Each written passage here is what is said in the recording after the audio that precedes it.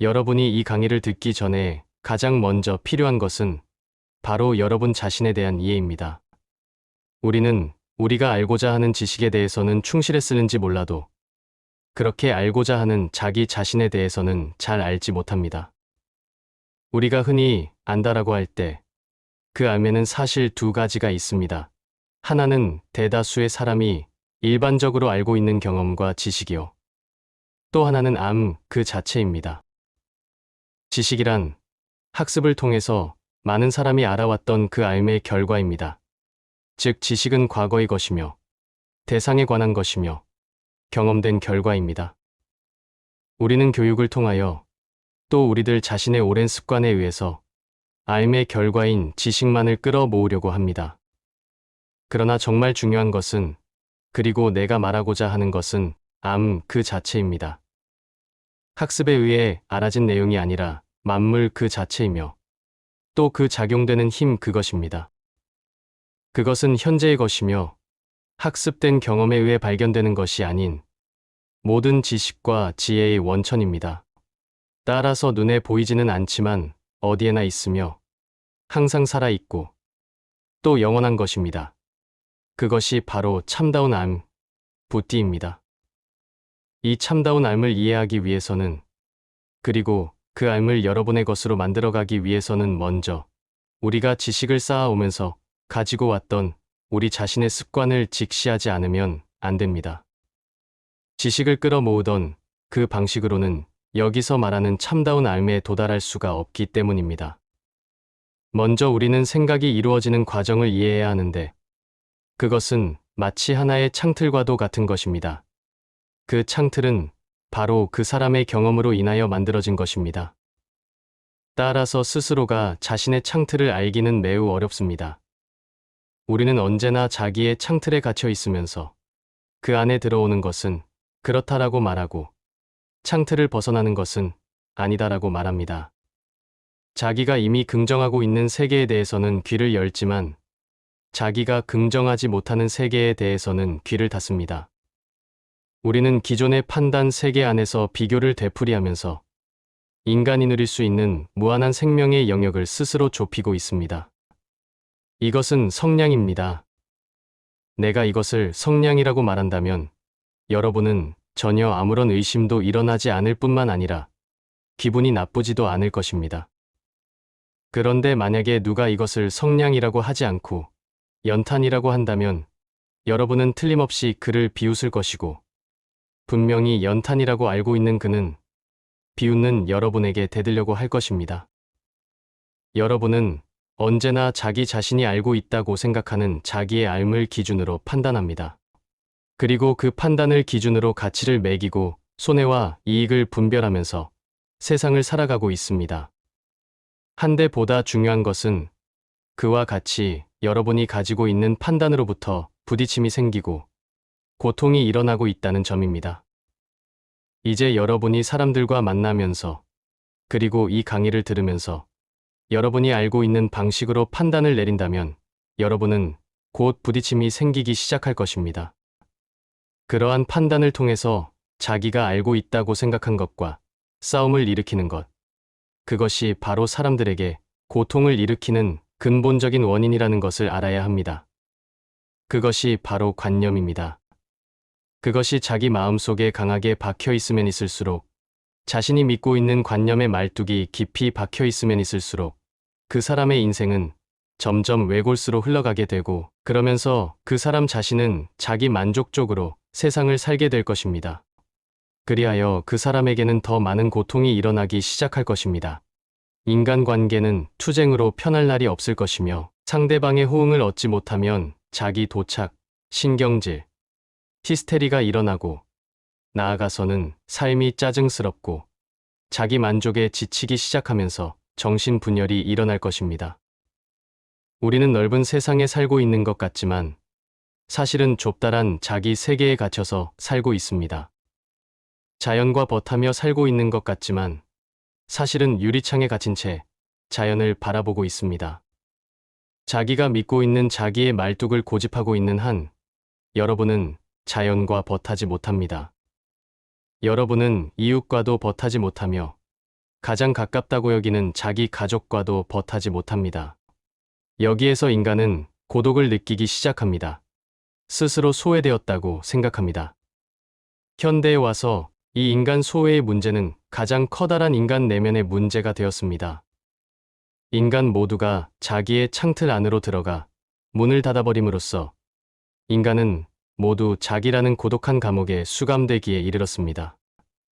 고통과 고독은 결국 똑같은 것입니다. 자기 혼자의 존재 속에 갇혀서 관계의 세계를 외면한다면 그것은 고독이요. 외부와 관계를 가졌을 때 서로가 용납하지 않으면서 일어나는 것이 바로 고통입니다. 그렇다면 이 모든 고통으로부터, 고독으로부터 벗어나서 자유로울 수는 없는 것인가? 우리 자신의 창틀로부터 드넓은 자연으로 나와서 이 모든 삼라만상과 벗하며 살 수는 없는 것인가?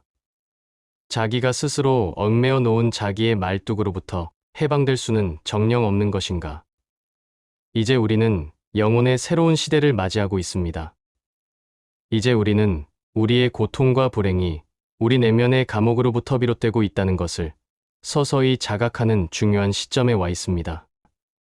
이제 우리는 자기로부터 벗어나서 우주 그 자체의 세계로 들어가려는 과정에 있습니다. 이 강의를 하는 것도 바로 그와 같은 이유에서입니다. 내가 펴고 있는 가르침은 바로 그 길을 여러분에게 제시해주고 그 길을 여러분이 갈 수 있게 도와주려는 것입니다. 예로부터 이 길을 터득한 많은 성인들이 있었습니다. 그들은 어느 시대에나 있어 왔습니다. 때로는 존경받으며 혹은 박해를 받으면서 그들은 그 길을 많은 사람들에게 일러주고자 했습니다. 석가는 그것을 깨달음, 예수는 그것을 하나님의 세계, 또 누구는 신의 세계라고 말했습니다. 그러나 사람들은 그것을 알아듣지 못했습니다. 그것을 다시 자기의 창틀의 세계로 만들어 버렸던 것입니다. 예를 들어 그것을 깨달음이라고 들어왔던 사람들은 깨달아야 한다라고 믿고 있고 또 하나님의 세계라고 믿고 있던 사람들은 그렇게 믿고 있는 믿음이 곧 하나님의 세계라고 알고 있습니다. 사람들은 신의 세계에 들어가지는 못한 채 하나님의 세계와 깨달음의 세계를 분별하고 또 자기 나름대로 평가하고 있습니다. 만약에 여러분이 신의 세계는 이런 것이다라고 믿고 있다면 여러분은 지금이야말로 다시 한번 깊이 생각해 봐야 할 것입니다.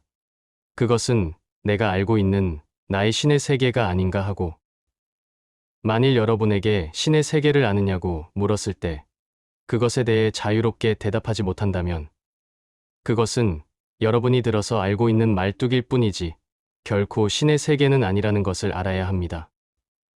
때문에 나는 여러분이 나의 가르침을 듣고 그것을 옳다라고 찬성한다고 해서 반기지도 않을 것이며 아니다라고 고집한다고 해서 멀리하지도 않을 것입니다. 신성은 그런 성질의 것이 아니기 때문입니다. 그러한 판단은 여러분 스스로가 일으키고 있는 고통의 원인에 지나지 않습니다. 나는 그것을 일깨워 주려는 것입니다. 나는 그 세계를 깨달음이라고 그래도 좋고 하나님의 세계라 해도 상관이 없지만 바로 그러한 여러분의 말뚝을 벗어나게 하기 위해서 여러분이 경험을 통해서 스스로 만들어 왔던 그 세계를 갖고 있으면서 그 경험의 얽매임으로부터 떠난다라는 의미에서 초험이라고 이름 붙였습니다. 나는 그런 의미에서 초험이라고 이름 붙인 것이지 여러분이 믿고 있는 기존의 관념과 기존의 하나님과 맞부딪히기 위해서 또 하나의 이름을 만들어낸 것은 결코 아닙니다. 성냥은 하나이지만 우리나라 사람은 성냥이라고 부르고 미국 사람은 매치라고 합니다. 만일 상대방의 언어를 이해 못하는 두 사람이 만난다면 서로는 서로에게 우길 것입니다. 같은 것을 가지고 서로 아니라고 우기는 난센스를 범할 것입니다. 그래서 나는 성냥과 매치라고 말하는 그것을 묶으면서 동시에 벗어난다는 의미에서 초험이라는 새로운 용어를 탄생시킨 것입니다. 흔히 깨달음이니 돈이 하고 말할 때 여러분은 그것을 현실과 동떨어져 있는 어떤 것이라고 생각하는지 모릅니다. 적어도 그것은 현실적인 것은 못 된다고 생각할 것입니다. 현재 나는 직장 생활이 몹시 바쁘고 여건이 허락하지 않기 때문에 깨달음의 길을 갈 수 없다고 생각하는지도 모릅니다. 또는 현실 속에서 너무나 많은 고통을 받았기 때문에 그 괴로움을 떨쳐버리기 위해서 깨달음을 택해야 되겠다고 생각하는지도 모릅니다. 그러나 깨달음은 여러분의 마음이 괴로울 때나 허전할 때 그 괴로움을 잠재우기 위해서, 그 허전함을 채우기 위해서 필요한 것이 결코 아닙니다. 오히려 깨달음이야말로 여러분이 가장 현실적으로 살 수 있고 현실을 현실로서 아무런 거리감 없이 접근할 수 있는 여러분 자신이 곧 현실이 되는 길입니다. 지금 여러분이 생각하고 있는 상황적인 현실은 결코 현실이 아닙니다.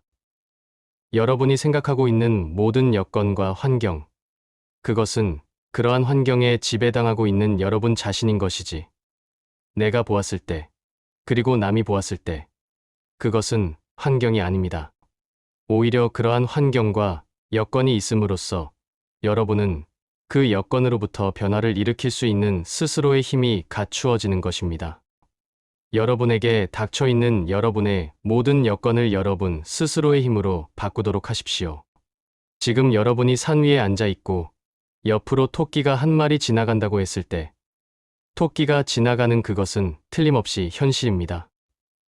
여러분은 토끼를 잡아서 그 고기를 먹을 수도 있고 그 가죽으로 모자를 만들어서 쓸 수도 있습니다. 그것도 역시 당연한 여러분의 현실입니다.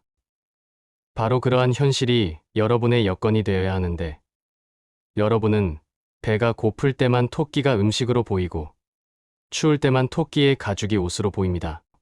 즉 여러분은 현실을 여건으로 살지 않고 자기 속에 있는 배고픔이라든가 추위라든가 하는 것을 여건으로 삼고 있습니다. 그러므로 여러분은 언제나 여건에 지배당해서 살고 있습니다. 자기가 여건을 만들어 놓고 그 여건에 매여서 살고 있는 것입니다. 그렇다고 또 자기의 추위나 배고픔을 해결한 사람은 과연 현실을 현실로서 볼 수 있느냐 하면 사실 또 그렇지 못합니다. 여러분이 추위나 배고픔의 여건 속에 있지 않을 때 그 환경은 단지 무의미하게 지나가기 때문에 여러분에게는 존재하지 않는 현실이 되어 버립니다. 여러분은 결코 현실을 직시해서 볼 수 있는 안목이 없습니다. 자기가 매달려 있는 고삐 속에서만 현실을 구하고 있기 때문입니다.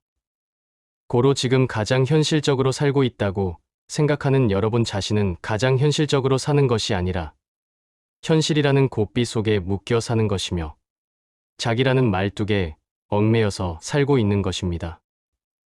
초험은 바로 그와 같이 도피하려고 하고 해소하려고 하고 채우려고 하는 여러분 자신의 모습을 적나라하게 직시하는 것입니다. 그럼으로써 여러분을 현실에 가장 가까이 접근시켜서 현실을 풍요롭게 누리며 또 가꿀 수 있는 창조자가 되게 하는 것입니다. 여러분은 결코 잘 살아야 한다, 못 살면 어쩌나 하는 불안을 갖지 않도록 하십시오. 여러분이 우주 안에서 가장 성공적으로 살 수 있는 길이 곧 깨달음입니다. 여기에 책상이 있습니다. 이 책상은 양쪽의 다리를 가지고 있습니다. 책상은 이쪽 다리와 저쪽 다리의 균형 속에서 서 있게 됩니다. 그러나 다리 쪽에서 볼 때 둘은 팽팽한 긴장 속에 있습니다. 한쪽은 천사요. 다른 한쪽은 악마라는 식의 작용을 동시에 일으키고 있습니다. 한쪽 다리가 조금 짧으면 반대편 다리를 잘라내야 합니다. 반대편 다리는 악마가 됩니다. 이렇게 서로 상반되는 작용 속에서 존재합니다. 대부분의 사람들이 이와 같은 상대성의 세계 속에서 살고 있습니다. 그러나 책상의 윗면은 그 양쪽을 포함하고 있습니다. 선과 악을 포함하면서 선도 아니요, 악도 아닙니다. 그곳은 모든 상대성의 세계를 초월한 세계이며 모든 것을 수용할 수 있는 보금자리입니다. 그리고 그 모든 것이 보금자리에 있을 때 그 사람은 우주를 누리게 되는 것입니다. 이와 같이 우리는 서로 상반되는 세계 속에서 갈등을 일으키며 살면서 또한 그 상반되는 세계를 벗어나고자 합니다. 그것은 하나의 우주적 원리입니다. 즉 모든 작용은 그와 상반되는 성질을 동시에 갖고 있으며 상반되는 작용 세계는 작용 이전의 세계로 되돌아가지 않으면 안 된다는 것입니다. 우리의 삶이라는 작용은 죽음이라는 이면을 동시에 갖고 있으며 서로 상반되는 생과 사의 작용 세계는 언젠가 생사 이전의 세계로 돌아가지 않으면 안 되는 것입니다. 바로 그 생사 이전의 세계, 그것이 곧 깨달음의 세계이며 그렇게 사는 삶이 곧 영생인 것입니다. 이와 같이 우리는 누구나 결국은 깨달음으로 가야 되고 또 자신이 의식하든 못하든 결국은 그 길로 가고 있는 도상에 있는 것입니다. 그런데 어떤 사람은 깨달음에 관심을 가지고 있거나 또는 그 길을 추구하고 있는 반면에 어떤 사람들은 깨달음에 대해 아무런 관심도 없습니다. 적어도 깨달음을 추구하는 사람은 그 어떠한 삶의 과정을 정신적으로 넘어간 사람입니다. 즉, 허무라는 과정을 넘어갔던 사람입니다. 그들은 궁극적인 본질의 세계에 대해 우리의 삶과 죽음의 문제에 대해 의문을 갖기 시작합니다. 그리고 결국 깨달음 쪽으로 가지 않으면 안 된다는 것을 스스로가 자각하게 됩니다. 비유하여 설명하면 모든 사람은 크게 나누어서 꽃의 상태에 있는 사람과 열매의 상태에 있는 사람, 그리고 열매에서 씨 쪽으로 가는 사람이 있습니다. 꽃의 상태에 있는 사람은 자기 방식으로 자기 완성을 향해 나아가는 사람입니다. 그들은 자기의 피어남에만 관심이 있습니다. 꽃은 언젠가 시들어 떨어지지 않으면 안 됩니다. 그 떨어져 나가는 것을 경험했던 사람, 그런 사람은 열매의 상태로 가는 사람입니다. 우리는 그들을 구도자라고 부를 수 있습니다. 그런 의미에서 깨달음에 관해 내면적으로 관심이 깊고 또한 그 길을 추구하는 사람은 상근기라고 할 수 있습니다. 그런데 그들 구도자에게는 반드시 필요한 하나의 과정이 있습니다. 그것은 열매에서 씨 쪽으로 가기 위한 필연적인 과정입니다. 그것은 자기의 열매가 떨어져 죽지 않으면 안 된다는 것입니다. 그는 땅에 자기 열매의 모든 것을 희생하지 않으면 안 됩니다. 깨달음이란 뼈저린 자기 집착의 세계로부터의 벗어남을 의미하는 것입니다. 깨달음에 대해 묻고 대답해서 안 것, 그것은 깨달음의 길을 가는 것이 아니라 진기한 돌멩이를 수집하는 것과 같은 것입니다. 여러분이 진정으로 깨닫기를 원한다면 마치 옛날에 혜가가 달마 앞에서 팔을 잘라 바쳤듯이 구도를 향한 자기 희생의 결의가 따르지 않으면 안 됩니다. 지금 여러분이 붙잡고 있는 의식주에 대한 불안, 생의 집착, 관계의 얽매임으로부터 빨리 벗어나지 않으면 안 됩니다. 진정으로 깨닫기 위해서는 여러분의 잠재의식이 깨달음 쪽으로 와야 합니다. 즉, 무의식적으로 가지고 있는 욕망들을 버려야 합니다.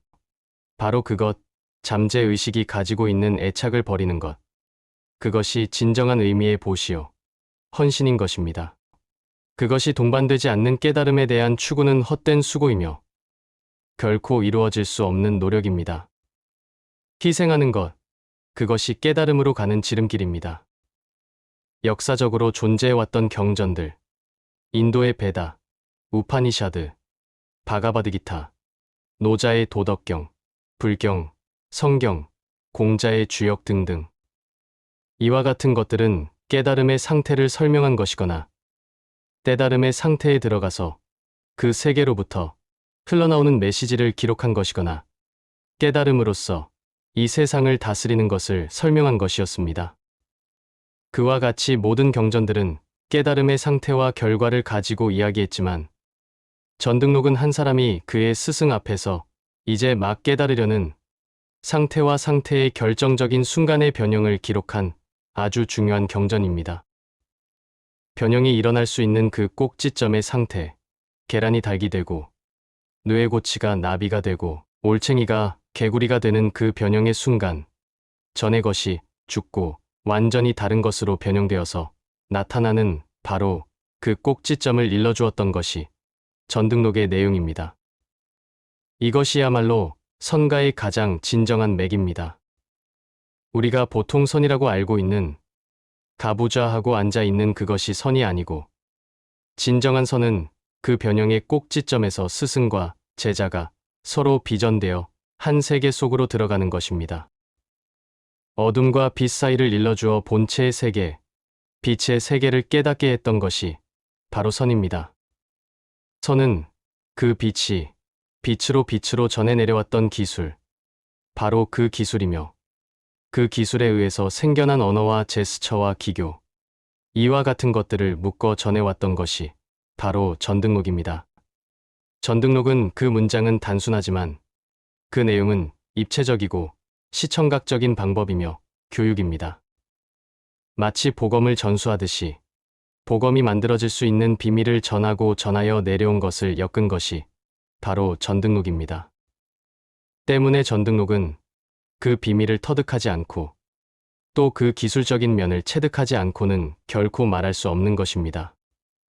그것이 바로 전등록이 선가의 다락 속에 비장되어 신비일책으로 전해져 온 이유입니다. 나는 이 경전을 한 종교의 테두리 안에서 설명하지 않으려고 합니다. 지금 이 세상에는 수많은 종교가 있지만 사실 모든 종교는 그것이 진정한 종교라면 어느 것이나 똑같은 것입니다. 단지 그 시대에 그 사람들이 잘 알아들을 수 있게 그 환경, 그 관습에 맞추어서 설명을 하다 보니까 많은 경전들이 제각기 서로 다른 것 같지만 사실 그 안에서 말하려고 하는 핵심, 그것은 모두 똑같은 것입니다. 때문에 여러분은 먼저 생각해 보아야 합니다. 내가 맨 처음 어떤 하나의 종교를 가졌을 때 그것은 내가 만났던 시대, 지역, 환경에 의해 결정된 것은 아닌가 하고 진리는 영원한 것입니다. 어디에나 있으면서 동시에 유일한 것입니다. 그것은 서양에만 있거나 혹은 인도에만 있거나 어느 한 시대에만 국한된 것이 아닙니다. 그러므로 여러분은 그것이 몇천 년 동안 내려온 관습이라고 해서 그것만을 고집해서는 안 됩니다. 만일 여러분이 자기가 가진 것만을 고집한다면 그것이 바로 여러분이 깨고 나가야 할 첫 번째 관문입니다. 먼저 당신의 머릿속 관념을 걷어낸 뒤에 이 강의를 접하도록 하십시오. 나는 이 이야기를 여러 각도에서 말할 것입니다. 왜냐하면 여러분은 여러 가지 각도에서 고정관념을 가지고 있기 때문에 거기에 맞추어 설명하기 위해서 나는 여러 종류의 경전들, 역대의 여러 성자들의 세계를 재조명할 것입니다. 나는 어느 한 현상을 가지고도 수없이 많은 이야기를 할 수 있지만 여러분과 보다 많은 각도에서 만날 수 있도록 여러분이 알고 있고 또 알고는 있지만 한편 몰랐던 그 세계를 통해서 진리의 세계를, 참다운 삶의 세계를, 그리고 깨달음의 세계를 밝히려 합니다. 그럼 다음 영상에서 또 뵙겠습니다. 구독을 누르시면 소공자의 선문답 강의를 계속 받아보실 수 있습니다.